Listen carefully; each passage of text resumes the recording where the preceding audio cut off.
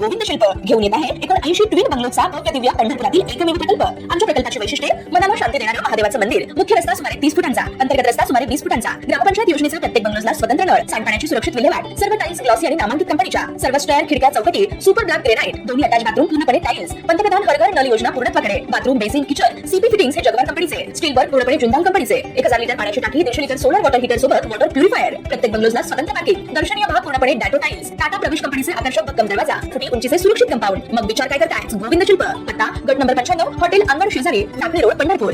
राष्ट्रवादीचे दिवंगत नेते आणि माजी उपमुख्यमंत्री अजित पवार यांच्या निधनानंतर बारामती विधानसभा मतदारसंघात पोटनिवडणूक जाहीर झाली आहे। सुनित्रा पवार यांनी उमेदवारी अर्ज दाखल केला असून ही निवडणूक बिनविरोध व्हावी अशी अपेक्षा होती, पण आता काँग्रेसने उमेदवार दिल्यामुळे निवडणूक होणार आहे। सुनित्रा पवार यांना आमचा पाठिंबा असून पण प्रचार करणार नाही। काँग्रेसने उमेदवार दिला हा त्या पक्षाचा निर्णय आहे, त्याच्याबद्दल काही बोलण्याची गरज नाही अशी प्रतिक्रिया शरद पवार यांनी दिली। शरद पवार यांनी आज राज्यसभेच्या खासदारकीची शपथ घेतली, त्यानंतर दिल्लीत आपल्या निवासस्थानी पत्रकार परिषद घेतली। यावेळी त्यांनी बारामती पोटनिवडणूक ते अशोक खरात प्रकरणावर भाष्य केलं। उमेदवार देणं हा या पक्षाचा विषय आहे। काँग्रेस हा एक राजकीय पक्ष आहे, तो त्यांचा अधिकार आहे, त्यावर फारशी चर्चा करण्याची गरज नाही। बिनविरोध करा असं म्हणायचं पण काही कारण नाही।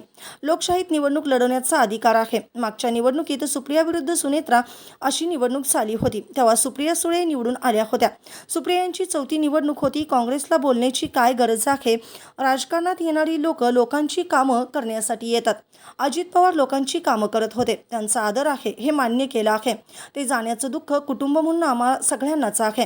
कुटुंबात एक पद्धत आहे, कुटुंब प्रमुख त्याची भूमिका मांडली, कुटुंब प्रमुख या नात्याने बाकीची भूमिका मांडली जाते, ती राजकीय नसते। आज ती जबाबदारी माझी होती, त्यामुळे आम्ही ठरवलं आपल्याकडून उमेदवारी द्यायची नाही। आता समोर कोणीतरी लढेल हे मान्य करूनच निवडणुकीत उभं राहावं लागतं अशी प्रतिक्रिया शरद पवार यांनी दिली। ताज्या घडामोडी पाहण्यासाठी आमच्या YouTube चॅनलवरील PVR म्हणजेच पंढरी वार्ता या न्यूजला सबस्क्राईब करा आणि शेजारील बेल आयकॉनवर क्लिक करा।